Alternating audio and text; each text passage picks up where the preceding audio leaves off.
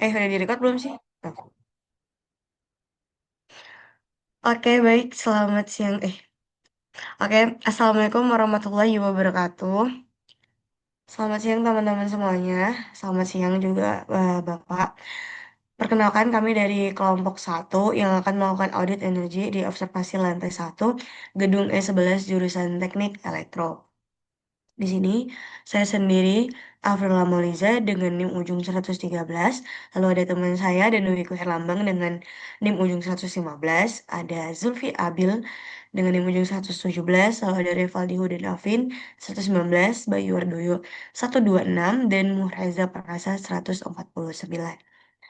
Nah, sebelum memulai ke slide penjelasannya, di sini saya akan menjelaskan dulu latar belakang dari penelitian yang udah kita lakukan sama beberapa minggu ini. Yaitu dari audit. Nah, latar belakang dari audit energi ini sendiri, kayak bisa dilihat ya, saat ini tuh penggunaan listrik di gedung perkuliahan tuh meningkat banget karena banyaknya aktivitas yang dilakukan setiap harinya. Kayak berbagai banyak banget peralatan yang digunakan kayak AC, lampu, terus ada komputer, dan lain-lainnya yang hampir terus-menerus digunakan setiap harinya. Tapi dalam kenyataannya tuh masih sering banget terjadi adanya pemborosan energi. Bisa kayak lampu atau AC yang terus menyala walaupun sebenarnya tuh nggak digunakan gitu. Terus juga penggunaan listriknya itu belum diatur dengan baik. Nah, hal itu tuh bisa menyebabkan penggunaan energi yang tidak efisien dan biaya listrik yang membengkak atau menjadi lebih tinggi. Oleh karena itu, perlu dilakukan adanya audit energi untuk mengetahui sebenarnya bagaimana sih penggunaan listrik di gedung tersebut dan kita bisa mencari cara nih agar gedung tersebut ini bisa lebih hemat. Itu. Nah, tujuan dari penelitian kita itu sendiri untuk mengetahui, pertama untuk mengetahui penggunaan listrik di gedung itu secara lebih jelas. Nah, yang kedua, itu bertujuan untuk menghitung sebenarnya seberapa besar sih energi listrik yang digunakan untuk melihat ada nggak sih penggunaan yang sudah efisien atau eh, ternyata belum ada yang efisien gitu. Terus juga untuk menemukan bagian mana yang sebenarnya masih boros dalam penggunaan listrik. Terus setelah itu kita akan bertujuan memberikan saran dan solusi agar nantinya penggunaan listrik ini tersendiri bisa lebih hemat dan lebih efisien ke depannya. Untuk penjelasan lebih detail dari inventaris dan pengeluaran yang akan dikeluarkan oleh gedung E11 akan dijelaskan oleh teman saya yang selanjutnya.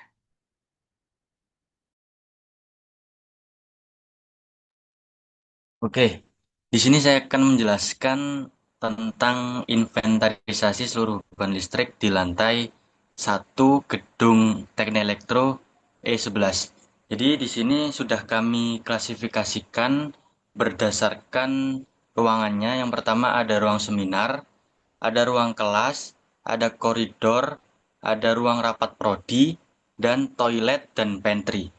Jadi untuk yang ruang pertama, yaitu ruang seminar terdiri dari 17 lampu bohlam, 40 watt, 4 unit AC 1 PK, satu proyektor 300 watt, satu TV monitor 100 watt, dan 2 speaker.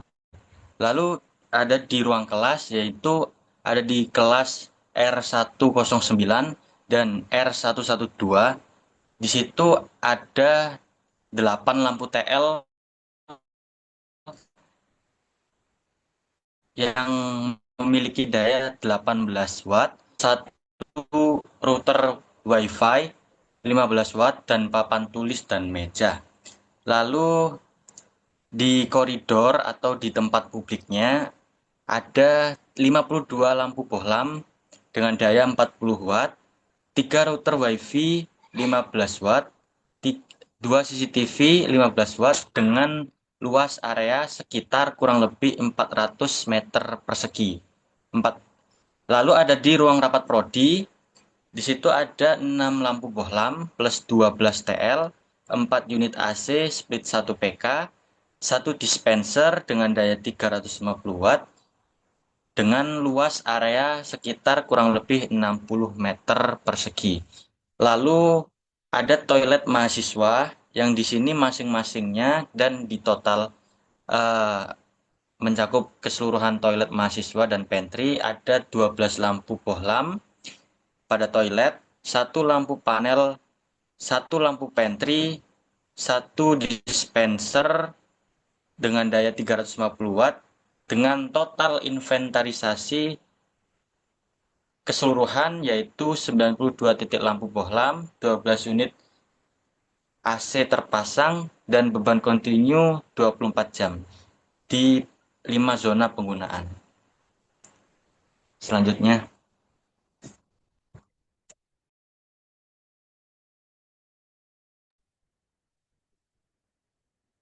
Oke, selanjutnya yaitu estimasi konsumsi energi dalam satuan kWh per bulan. Perhitungan digunakan rumus yaitu E sama dengan sigma P kali T kali N dibagi 1000, di mana P adalah daya perangkat dalam watt, kemudian T adalah durasi pemakaian per hari dalam jam, dan N adalah jumlah hari operasional dalam satu bulan. Pembagian dengan 1000 dilakukan untuk mengubah satuan dari watt menjadi kilowatt hour atau kWh. Nah, dari tabel yang tertera, kita bisa lihat setiap perangkat memiliki konsumsi energi yang berbeda tergantung daya dan lamanya pemakaian. Contohnya di situ lampu bohlam dengan daya 40 watt yang digunakan 10 jam per hari selama 20 hari menghasilkan konsumsi energi sebesar 8 kWh per bulan per unit. Kemudian perangkat dengan konsumsi yang terbesar adalah AC Speed 1 BK, yaitu sekitar 128 kWh per bulan. Hal ini disebabkan karena daya yang besar dan durasi pemakaian yang cukup lama. Sedangkan perangkat dengan konsumsi yang paling kecil yaitu router WiFi dan CCTV, masing-masing sekitar 10,8 kWh per bulan. Meskipun perangkat ini digunakan selama 24 jam, tapi relatif masih aman karena dayanya yang kecil. Nah, dari data ini kita bisa simpulkan bahwa konsumsi energi itu sangat dipengaruhi oleh besar daya dan durasi penggunaannya. Oleh karena itu, penghematan energi dapat dilakukan dengan mengurangi waktu pemakaian atau menggunakan perangkat dengan daya yang lebih efisien. Next.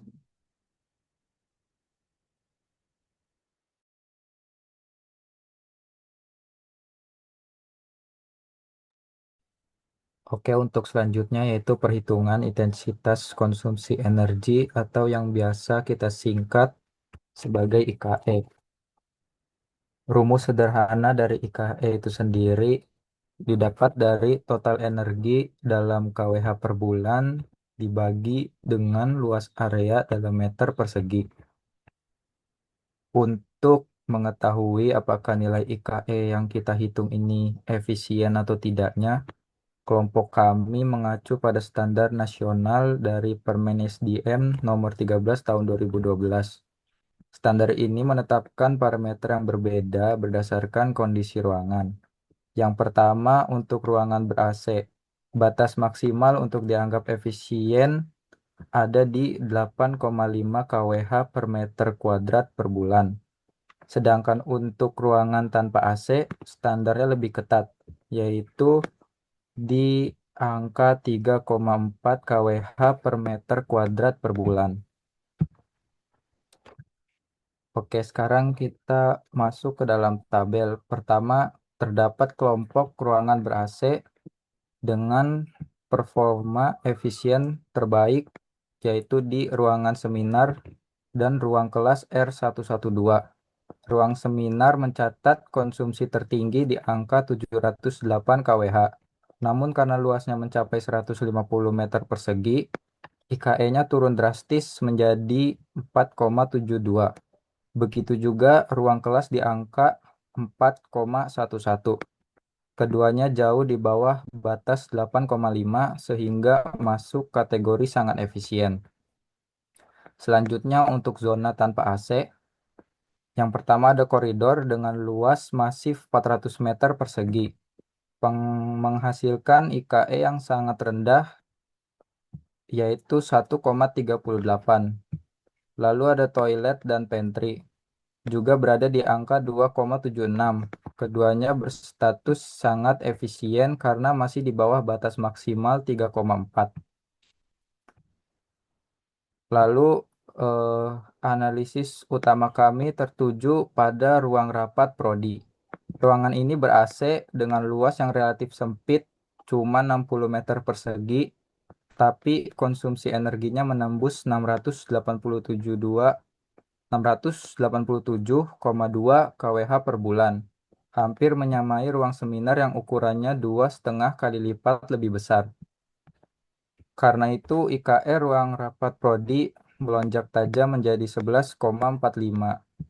Meskipun dalam skala evaluasi kami ini dilabeli biru atau efisien, eh, secara objektif angka 11,45 ini sudah termasuk melampaui batas standar ideal ISDM yang berada di angka 8,5.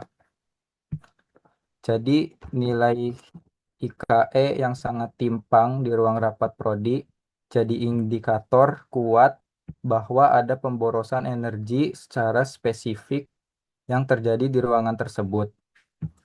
Penyebab pastinya dan bagaimana solusinya ada di slide berikutnya.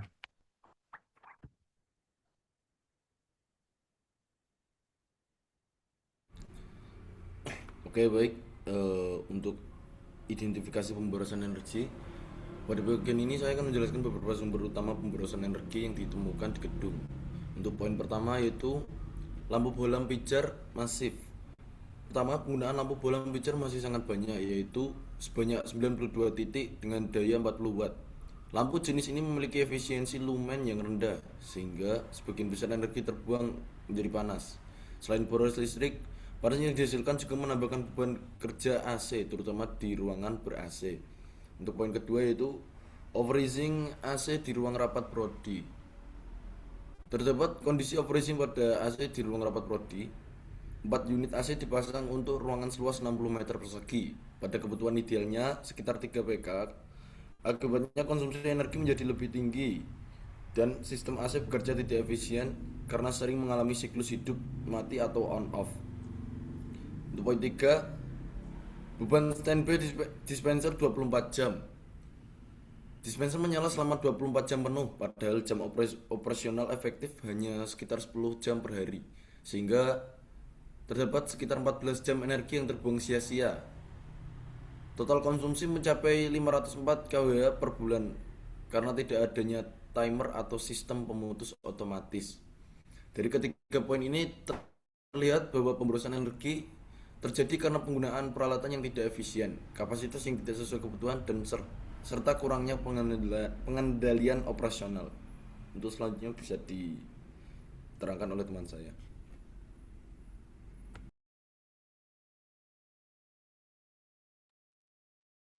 Baik, untuk selanjutnya pada slide ini ditampilkan 3 usulan tindakan konservasi energi atau energy conservation measure yang telah dianalisis berdasarkan hasil audit energi sebelumnya. ECM ini dibagi menjadi 2 kategori, yaitu low cost atau biaya rendah dan no cost atau tanpa biaya, sehingga realistis untuk diterapkan. Untuk yang pertama ada ECM 1, retrofitting lampu bohlam. Usulan pertama adalah mengganti 92 lampu bohlam 40 watt menjadi lampu LED 9 watt. Untuk penghematan energi sendiri 570,4 kWh per bulan dengan penghematan biaya sekitar 823.000 per bulan atau sekitar 9,8 juta per tahun.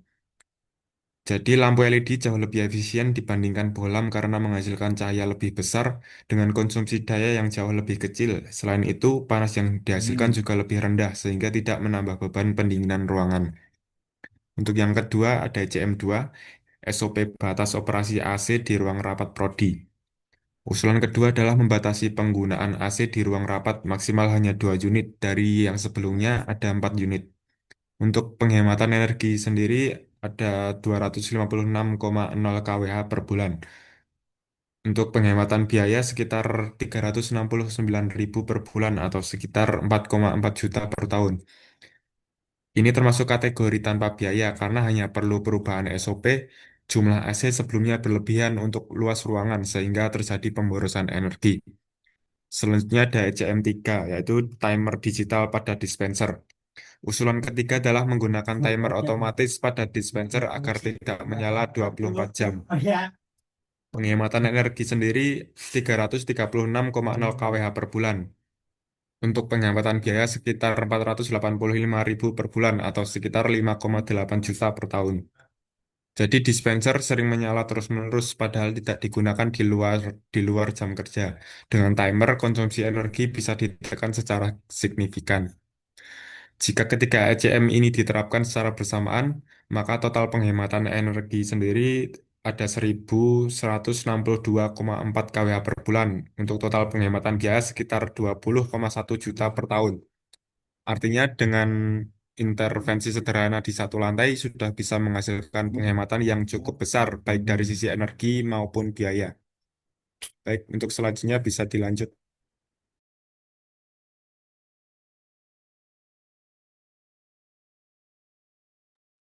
Oke, jadi berdasarkan hasil audit energi ini, dari ringkasannya, ditemukan bahwa pada lantai satu gedung E11 terdapat banyak sekali beban listrik seperti 92 lampu dan lebih dari 12 unit AC.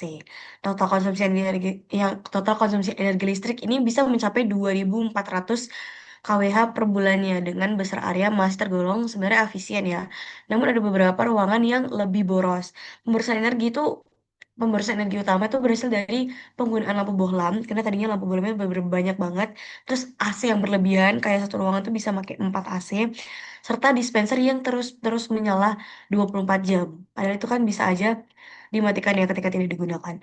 Lah, untuk mengatasi hal tersebut, diusulkan beberapa solusi yang sudah disebutkan oleh teman saya sebelumnya.